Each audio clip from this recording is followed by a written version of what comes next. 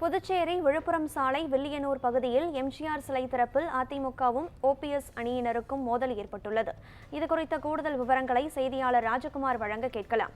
ராஜகுமார், இதுகுறித்த முழு விவரங்களையும் பதிவு செய்யுங்கள். புதுச்சேரி விழுப்புரம் தேசிய நெடுஞ்சாலையில் வில்லியனூர் பகுதியில் எம்ஜிஆர் சிலையை கடந்த 1996ஆம் ஆண்டு அப்போதைய தமிழக முதலமைச்சர் ஜெயலலிதா திறந்து வைத்தார். இந்த நிலையில் சாலை விரிவாக்கத்திற்காக இந்த சிலை கடந்த ஆண்டு அகற்றப்பட்ட நிலையில் அதிமுகவினர் மாநிலத்தின் அன்பழகன் தலைமையில் போராட்டத்தில் ஈடுபட்டதால் சிலை சாலையின் மற்றொரு புறம் அமைப்பதற்கான நடவடிக்கையை அரசு ஏற்படுத்தி தரும் என்றும் முதலமைச்சர் ரங்கசாமி உத்தரவிட்டிருந்தார்.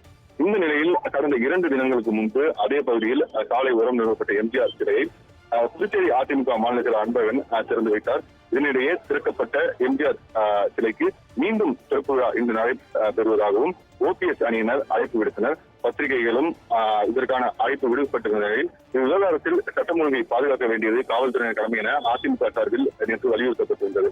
இந்த நிலையில் இன்று காலை இந்த திறக்கப்பட்ட சிலையை மீண்டும் திறப்பு விழா நடத்துவதற்காக ஓபிஎஸ் அணியினர் வில்லியனூர் பகுதிக்கு வந்த நிலையில் கிட்டத்தட்ட 50க்கும் மேற்பட்டவர்கள் இந்த சிலை திறப்பு விழாவில் பங்கேற்பதாக வந்தனர். மேலும் அதிமுகவை சேர்ந்தவர்களும் இந்த சிலை அருகே கிட்டத்தட்ட 200க்கும் மேற்பட்டவர்கள் குவிந்ததால் இரு தரப்பினருக்கும் இடையே மோதல் உருவாகும் சூழ்நிலை ஏற்பட்டது. தொடர்ந்து இந்த பகுதியில் ஏராளமான போலீசாரும் குவிக்கப்பட்டனர். இந்த சம்பவ இடத்திற்கு அதிமுக மாநில அன்பழகன் தலைமையில் அதிமுகவினரும் அதே போல ஓபிஎஸ் அணியைச் சேர்ந்த முன்னாள் சட்டமன்ற உறுப்பினர் ஓம் சக்தி சேகர் தலைமையில் ஓபிஎஸ் அணியினரும் சூழ்ந்தனர். இரு தரப்பினருக்கு இடையே மாறி மாறி கோஷங்களை எழுப்பியதால் பெரும் பரபரப்பு ஏற்பட்டது. தொடர்ந்து காவல்துறை கண்காணிப்பாளர் இந்த பகுதிக்கு வந்து ஓபிஎஸ் அணியினரிடம் பேச்சுவார்த்தை நடத்தினார்.